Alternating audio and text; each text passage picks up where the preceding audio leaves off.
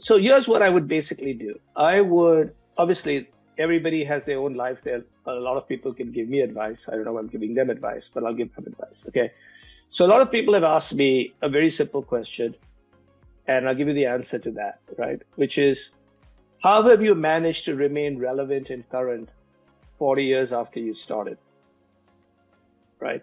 For somebody who grew up when there were typewriters, and when I was building the case that there was going to be cable television and it wasn't going to just be tape television, and now I'm giving presentations on the future of the internet to boards, what happened? Like, you're supposed to become senior and old and aged and not interested. What did you do? So the thing I'm going to tell people or share with people is, how do they make sure that they achieve their full potential and become as good as they can be and remain relevant in changing times? And to that, there are three things I would encourage.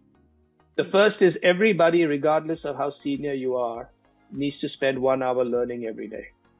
The only reason I know my stuff is because I spend time learning about it.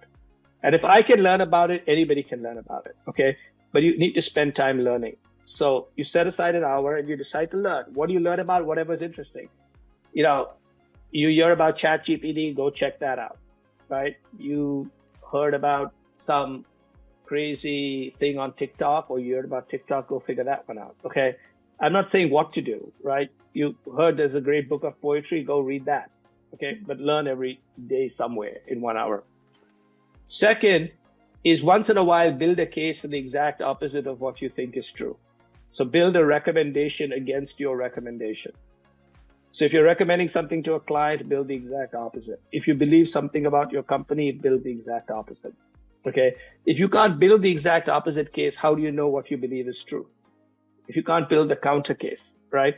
And the reason that's very important in today's world of polarization, algorithmic feeds, we sometimes are surrounded by people and stuff that tells us that we are great, that, you know, our sort of flatulence smells like Chanel 5. It doesn't.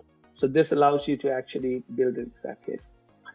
And the third is, regardless of how old you are and how difficult it might be, try every year to learn something, not just new, but to do something new. Like, so learning is learning, and building a case is building a case.